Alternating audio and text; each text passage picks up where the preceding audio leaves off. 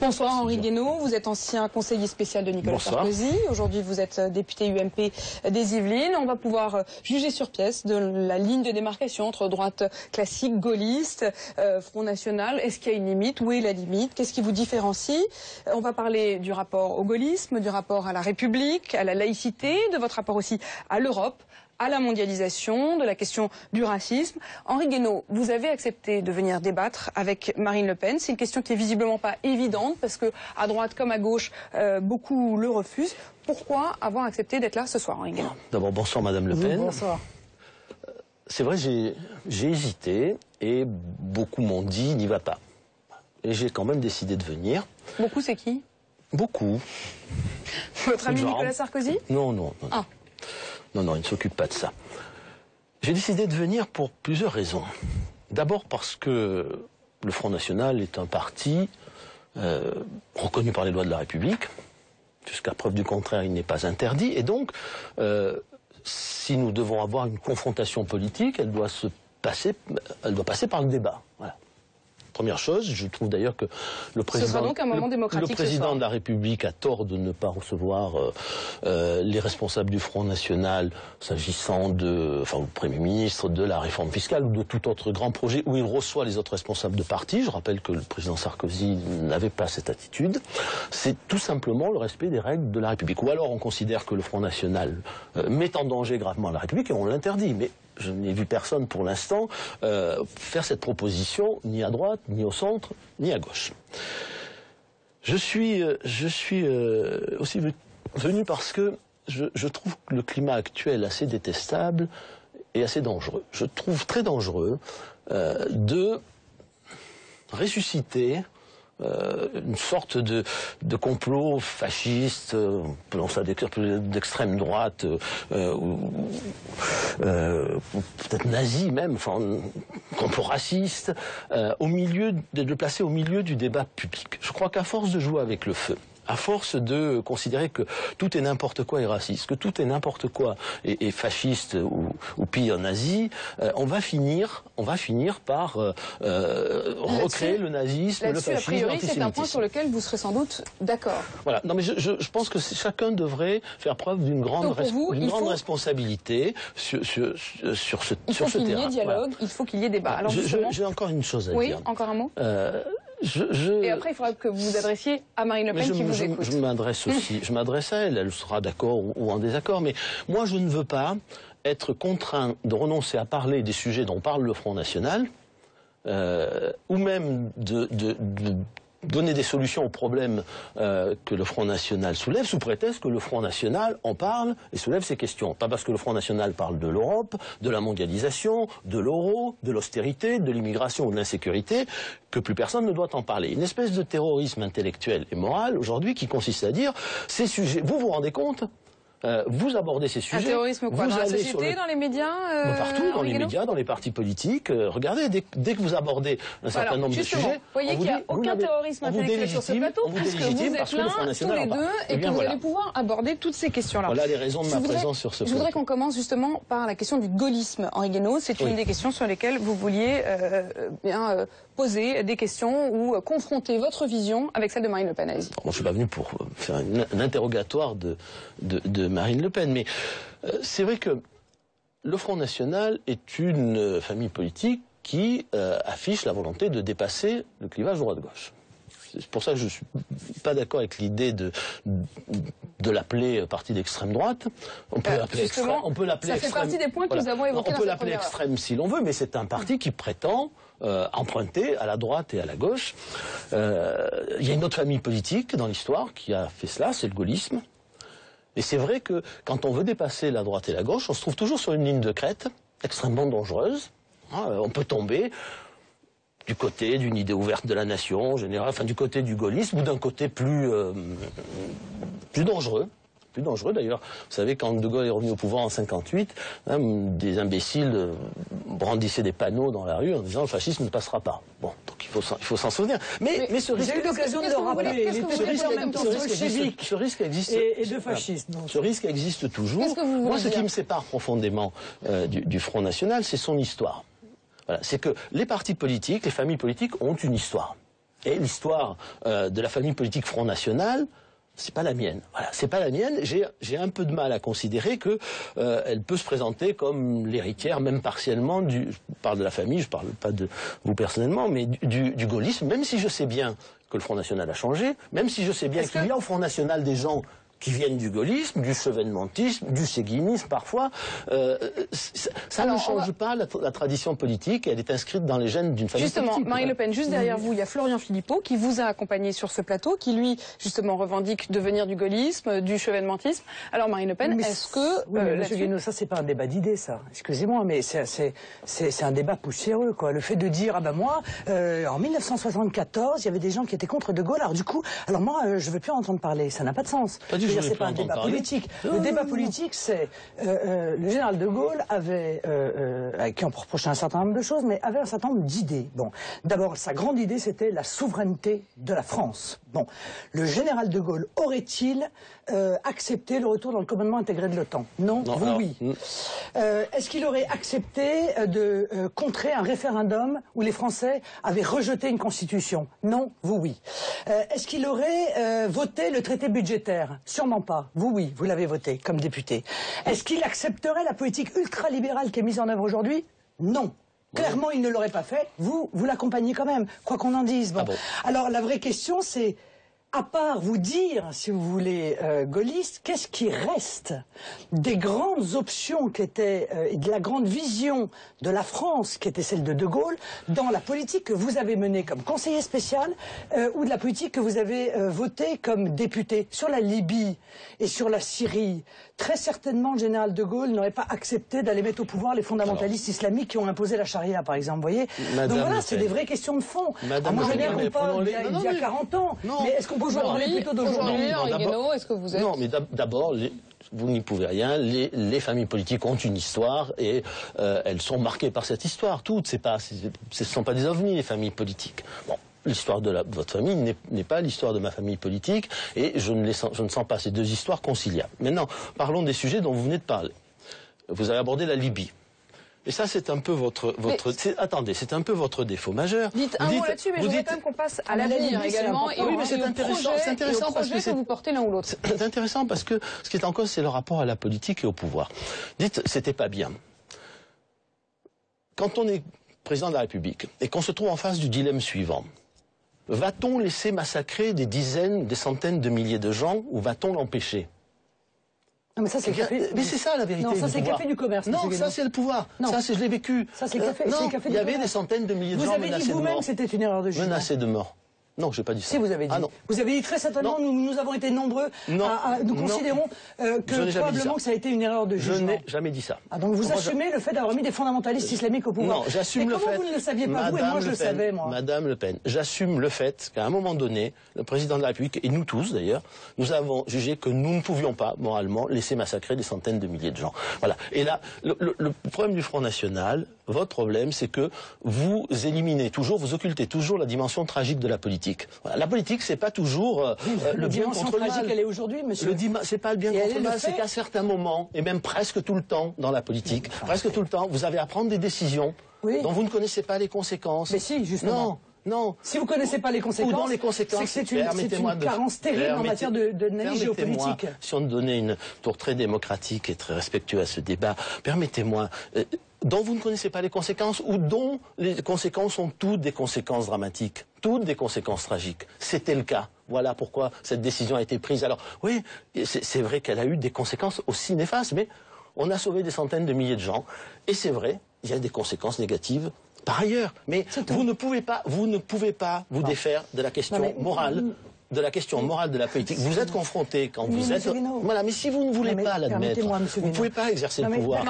Oui, mais justement, ce qui sépare un politique qui a l'envergure de n'importe qui d'autre, c'est justement que lui, il doit voir loin. car gouverner, mais c'est cela dit, Marine Le Pen, Marine Le Pen, vous-même, vous ne pourriez pas prévoir à 100%. Mais si, tout à fait, madame, et je l'ai dit. Quand on part en guerre, on ne sait pas à l'avance si on va la gagner 100% ou pas. Madame, le jour même où Nicolas Sarkozy est intervenu, nous avons dit sur tous les tons, l'erreur est majeure. Ils vont mettre au pouvoir des fondamentalistes islamistes qui vont imposer la charia, qui vont mener la terreur dans ce pays. Ça va être le règne des milices, avec des assassinats de masse, avec une épuration religieuse. Et c'est exactement ce qu'il s'est passé. Et le massacre des centaines de milliers d'habitants de Benghazi. Il y a un massacre avant. Mais d'ailleurs, personne n'en parle.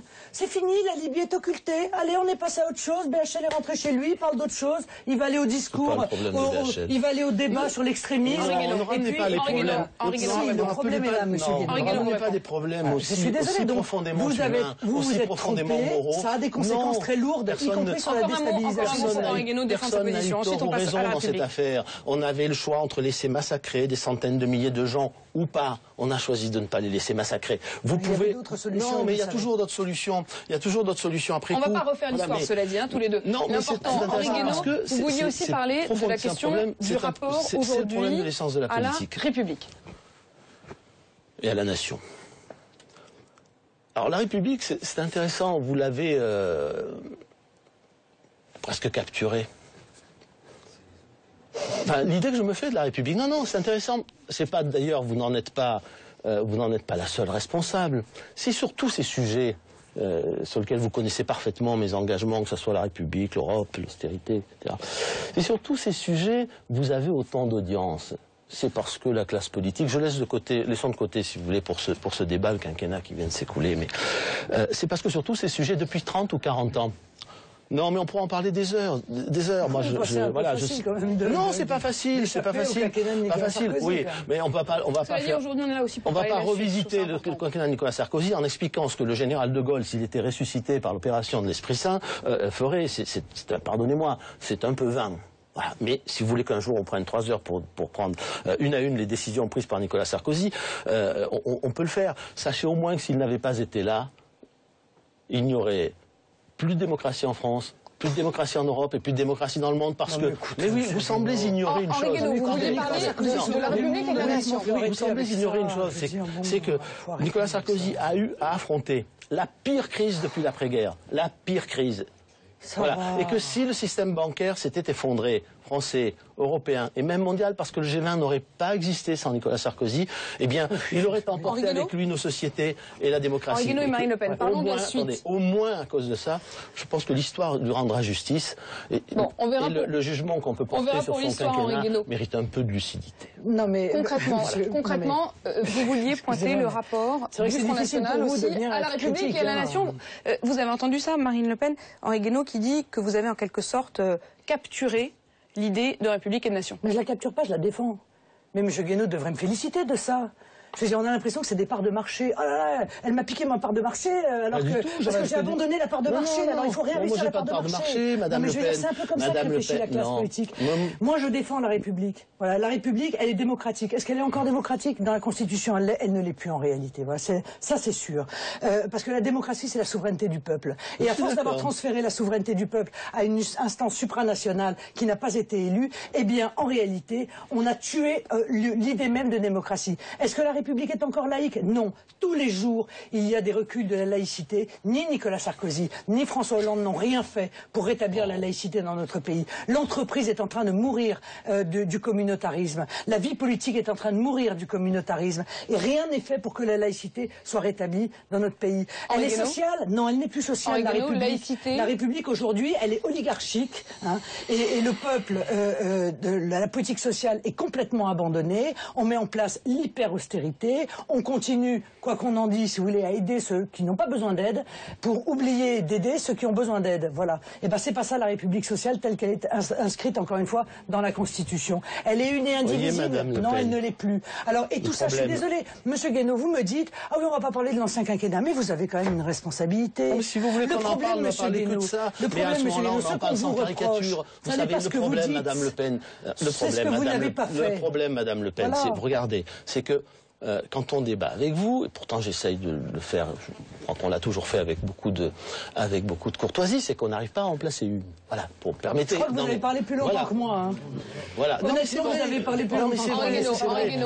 On peut tout mélanger. La République, je la défends depuis plus longtemps que vous, et avec beaucoup d'ardeur. L'austérité, je la dénonce depuis plus longtemps que vous. L'euro, je pense que c'est un mais là, on a l'impression d'un concours entre vous deux. À qui défendra le mieux la République ou le gaullisme? Oui, Henri Guénaud, concrètement, vous êtes en train d'expliquer que vous êtes d'accord avec moi sur tout. Non. Je ne suis pas d'accord. Je suis d'accord avec les sujets que vous soulevez. Oui, mais monsieur Guénaud, je ne suis pas d'accord. Vous avez été au pouvoir. Je veux dire, à un moment donné, vous ne pouvez pas jouer les Pasqua, hein, parce que Pasqua, il a été utilisé comme ça, comme leurre pendant des années. Hein. On disait, ah, bah, regardez, il y a Pasqua, il est pour la sécurité. Tous les autres effondrent la sécurité, c'est l'insécurité généralisée, mais il y a Pasqua qui dit qu'il est contre l'insécurité. Monsieur Guénaud, il joue ce rôle-là. C'est un leurre. Voilà, c'est un leurre. Il est là. Non, mais il est là pour dire l'euro c'est catastrophique. L'euro c'est catastrophique. L'austérité c'est catastrophique. Le transfert de souveraineté c'est catastrophique. Mais pourquoi êtes-vous encore alors à l'UMP? Car pendant 10 ans vous avez été au pouvoir et vous avez laissé ces choses-là se faire. Moi, j'ai pas été 10 ans et comme député vous avez voté. Oui, je vous explique pourquoi j'ai voté. Pourquoi est-ce que vous êtes à l'UMP? À quoi servez-vous? Non, attendez.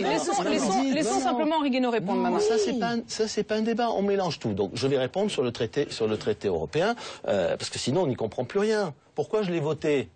Je l'ai voté pour deux raisons. La première, pour être conséquent avec moi-même. Ce traité, nous l'avons négocié, nous avons demandé aux Français de l'approuver. Je ne vois pas comment j'aurais pu, député, une fois le président Sarkozy parti, refuser de ratifier ce traité. Voilà, je ne vois pas comment j'aurais pu... Par cohérence, oui, par cohérence, souci de cohérence. Bon. Vous avez trahi votre opinion quand même. Non, mais attendez. Pourquoi l'avons-nous signé? Pas pour transférer quoi que ce soit à l'Europe, tout simplement parce qu'à ce moment-là, nous étions confrontés à une des crises les plus graves que l'Europe ait traversées, en particulier une crise de l'euro où tout menaçait d'exploser. Bien, il fallait donc la solidarité européenne. La condition de cette solidarité européenne, c'est qu'on arrive à s'entendre sur ce texte. La France s'est battue, elle a refusé que la Cour de justice européenne soit l'arbitre de ce texte. On n'a pas transféré du tout de souveraineté. La seule chose qui a changé... Sur l'Europe, justement, votre rapport à l'Europe, on vous entend là-dessus. Parce que non, on n'a pas transféré de souveraineté. Ce qui a changé, c'est qu'avant, il fallait, pour que le Conseil, l'approuve à une majorité, avec la majorité. Maintenant, il faut une majorité inversée. Bon. Ça ne change pas énormément de choses. Mais je vais plus loin dans le texte du traité. Une fois qu'on a signé un traité comme ça, c'est l'économie qui commande. Bon. D'ailleurs, personne ne le respecte. C'est bien ça. Non, mais c'est la différence fondamentale qui existe entre nous. Je vais vous la dire. Chez moi, c'est pas l'économie qui Non, dirige. je vais vous la dire la différence. Dans ce traité, il est prévu que le déficit structurel, notion absolument incalculable, hein, tous les économistes sérieux le savent, incalculable, doit être limité à 0,5% du revenu national. Vous allez me dire, c'est une règle idiote. Je suis assez d'accord avec vous, toutes ces règles sont des règles idiotes. Alors j'ouvre le programme du Front National et je vois, nous limiterons le déficit structurel à 0%. Donc vous me dites, vous avez signé une règle idiote, vous êtes lié les mains, et vous mettez dans... Et vous dites, quand j'ai le droit de fixer moi-même une règle idiote, c'est beaucoup mieux. Excusez-moi. Accessoirement, oui, monsieur Guénaud. Voyez-vous, quand c'est le peuple français qui décide, je trouve que c'est toujours mieux, même si vous considérez que c'est une stupidité, que quand ce sont les instances européennes. Vous me dites, attendez, c'est une stupidité. Il ne faut pas après venir dénoncer les politiques de sécurité. On écoute Marine Le Pen.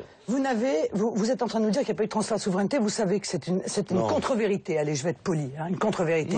Aujourd'hui, pour la première fois, il y a quelques jours, hein, on a soumis notre budget à l'Union européenne. Monsieur, ça va ou ça va pas? Allez, ça va, mais il faudra faire des efforts. Et s'il avait dit, monsieur, vous le savez, s'il avait dit, ce déficit, nous le rejetons, alors nous étions obligés de nous soumettre à leur diktat, sinon nous aurions eu des sanctions financières. C'est ça que vous avez voté. Nous aurions eu une amende. C'est ça que vous avez voté.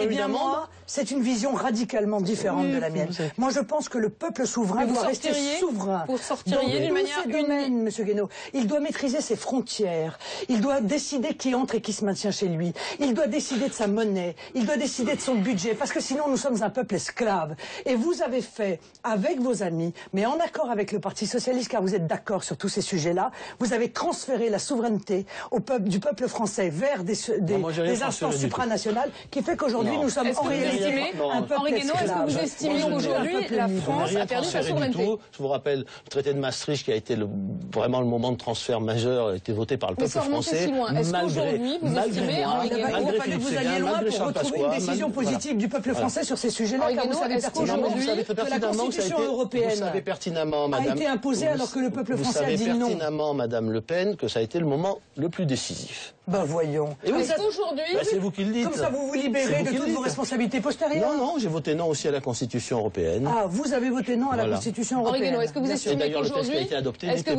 qu'aujourd'hui, la France a perdu sa souveraineté? La Constitution européenne, vous avez voté non au référendum, Monsieur Guénaud, d'accord, comme une majorité de Français. Oui, madame. Et puis à ce moment-là, les élus de votre mouvement politique, ainsi que ceux du PS, se sont alliés pour imposer cette Constitution française contre leur volonté. Non, vous le savez très bien. Et ça, vous auriez dû, vous savez très bien que ce traité... De ce jour-là, vous auriez dû dire, Madame Le Pen, vous savez très bien que ce traité n'était pas à la Constitution européenne. Non, plus personne n'ose dire ça. Et là, vous faites un débat historique, tous les deux, excusez-moi. Parlons également d'aujourd'hui. Excusez-moi. Marine Le Pen dit que la France a perdu toute sa souveraineté aujourd'hui. Est-ce que c'est le cas? Elle en a perdu beaucoup, oui. Elle en a perdu beaucoup. Et Marine Le Pen vous demande du coup pourquoi est-ce que vous restez à l'UMP? Quelle est la raison pour laquelle aujourd'hui... Parce que moi j'ai l'intention de faire changer l'UMP plutôt que d'aller au Front National. Voilà. Donc vous ne vous contentez pas de l'UMP telle qu'elle est? J'ai de grandes ambitions, vous savez. Ça veut dire que l'UMP telle qu'elle est aujourd'hui ne vous convient pas? Mais dans l'UMP il y a beaucoup de gens différents. C'est bien le problème d'ailleurs. On ne sait plus qui pense quoi. Il y a beaucoup de gens différents à l'UMP.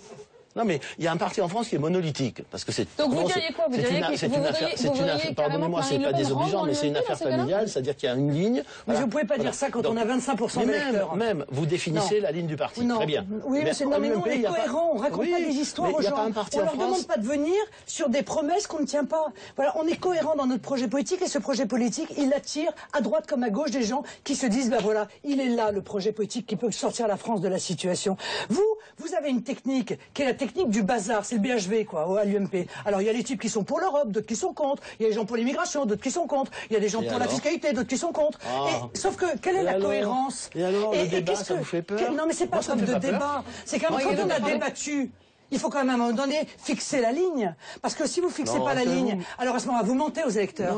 Car vous dites à des électeurs, votez pour nous parce qu'on est pour la fiscalité contre, pour l'Europe contre, pour l'immigration contre. Mais, et vous finissez par leur mentir. Voilà, c'est ça le problème. Henri Guénaud, défendez l'UMP dans ces cas-là. Non, mais non, j'ai pas envie, parce que le temps des partis staliniens et monolithiques est terminé. C'est fini. Alors défendez dans ces cas-là la diversité de l'UMP. Mais la diversité, c'est celle de l'UMP, celle du centre, celle du Parti socialiste, même le Parti communiste n'est plus monolithique. Donc ça veut dire quoi? C'est-à-dire que le Front National, pour le coup, est le seul parti qui n'accepte pas le dialogue? Non, c'est un parti monolithique. Cohérent. Monolithique. Dans la Ve République, ce ne sont pas... Henri Guénaud dit monolithique, je ne fais que répéter. Je peux participer au débat, c'est possible? Allez-y. Dans la Ve République, ce n'est pas le parti qui fixe la ligne, c'est le candidat à la présidentielle. Voilà. C'est le fédérateur. C'est vrai pour tous les partis. Il se trouve que au Front National, le candidat à la présidentielle, c'est toujours le même. Donc, il n'y a pas de problème. On a toujours la même ligne. Très bien. C'est pas toujours le même. À l'UMP, on débat, on discute, on n'est pas tous d'accord. Et j'espère que le mouvement des idées ira plutôt vers ce que je pense, c'est-à-dire un grand parti gaulliste, plutôt que vers un parti libéral, libertaire. Pourquoi la politique, c'est un combat, madame. Vous avez l'habitude de fixer une ligne et que tout le monde vous suive, c'est vous. Mais moi, je considère... j'arrive à convaincre les gens. On verra si vous arrivez à convaincre plus de 50% des Français. C'est mon espérance. Mais voilà. Je suis clair dans mes propos. Il y a assez peu de figures dans votre parti qui s'expriment dans les médias, par exemple. Je suis clair dans mes propos, vous le savez parfaitement. Je suis clair dans mes convictions. Et bien oui, je fais de la politique. J'essaie de convaincre. Tous les jours, il y a quelqu'un de l'UMP qui vient nous dire l'inverse de ce qu'a dit le voisin. Oui, mais cela dit, Marine Le Pen, Apparu la dernière fois, nous a expliqué que ce qui serait bien, c'est de faire pendant 18 mois un gouvernement UMPS. Alors 10 ministres UMP, 10 ministres PS, président de la République PS, Premier ministre UMP. Bon, après vous allez avoir Wauquiez d'un côté qui va dire autre chose, Châtel qui va dire autre chose, Copé qui va dire autre chose. Dans les médias, c'est tous ceux qui sont... Marine Le Pen, ce que dit Henri Guénaud... C'est une malhonnêteté, Marine Le Pen. Parce que qu'est-ce que vous faites quand vous arrivez au pouvoir? pouvoir, eh bien, quand vous arrivez au pouvoir, vous ne respectez aucune des promesses que vous avez faites aux Français. Marine Le Pen, derrière vous, justement, il y a Florian Philippot, il y a Valéran de Saint-Just, et vous êtes finalement assez peu à vous exprimer dans les médias. C'est effectivement une poignée de personnes. Là, vous citez plusieurs membres de l'UMP qui, effectivement, sont une bonne vingtaine à aller s'exprimer régulièrement. Est-ce que c'est pas plus facile, c'est un peu ce que disait Henri Guénaud à l'instant, d'avoir un parti, du coup, ce qu'il appelait monolithique? Non mais madame, donnez-moi la possibilité d'envoyer 20 cadres du Front National, car en réalité c'est les médias qui veulent pas les entendre, parce que ça fait pas d'audience. C'est pas tout à fait juste. Non. C'est pas tout à fait juste. Eux, ils veulent des gens qui sont connus. Oui. Alors c'est le cercle vicieux. Ah ben non, vous n'êtes pas connus, donc vous serez pas connus, donc vous serez pas invités. Bon, nous n'avons pas de députés, ce qui est un véritable scandale. Vous en avez deux. Nous avons deux députés, alors que nous représentons probablement entre 20 et 25% des Français. Bon, à partir du moment, si demain on avait 100 députés, c'est plus facile, évidemment, si demain nous avions 100 députés, qui a l'air cohérente, croyez-moi, il y aurait très facilement 20 profils qui iraient sur les plateaux de télévision. Là, nous en avons deux, les deux vont sur les plateaux de télévision. Voilà. Donc nous sommes en réalité, on nous reproche quelque chose alors que nous en sommes déjà les victimes. Nous avons la double peine. Non seulement nous n'avons pas de députés à la hauteur de ce que nous représentons, mais de surcroît, de la cohérence que évidemment, ça vous donne. Du coup, nous ne pouvons pas faire inviter. Réjouissez-vous de la cohérence que ça vous donne, puisque vous disiez qu'effectivement vous étiez un parti plus cohérent. Ça fait 25 minutes que vous débattez. Madame, il y aurait de toute façon une grande cohérence, car ceux qui viennent défendre les idées du Front National et du Rassemblement Bleu Marine adhèrent aux idées du Front National et du Rassemblement Bleu Marine. Nous sommes un mouvement politique qui sommes là parce que nous avons des convictions profondes pour changer les choses. Pas une écurie de défense des intérêts électoraux des uns ou des autres qui se battent, qui se tirent dans les pattes pour pouvoir être prochain à la primaire, etc. C'est pas ça, Madame Le Pen. Nous, ça n'est pas ça, notre objectif. Ça fait 25 minutes que vous débattez. Merci Henri Guénaud. Pourquoi? Attendez, juste une question. On va passer, on va donner la parole à Véronique Jacquier, qui vous a écouté. Une seconde. Dites votre mot de la fin. Madame Le Pen, deux mots.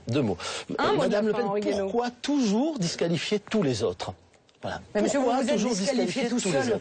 Vous avez été au pouvoir 10 ans. Oui, bien sûr. Et vous vous êtes disqualifié au point que d'ailleurs les Français n'ont pas réélu Nicolas Sarkozy. Vous voyez ce que je veux dire? Je pense que certains le regrettent maintenant. Merci Henri Guénaud, merci Marine Le Pen. Le Parti socialiste se dit c'est Véronique Jacquier qui vous a écouté avec beaucoup d'attention et qui va faire le débrief. Un petit cadeau pour Madame Le Pen. C'est pas du tout. Allez-y, comme ça elle pourra le regarder pendant la pub. C'est un très beau livre que je viens de lire qui a été réédité, qui a été écrit dans les années 50 par un très grand historien qui s'appelle Lucien Febvre.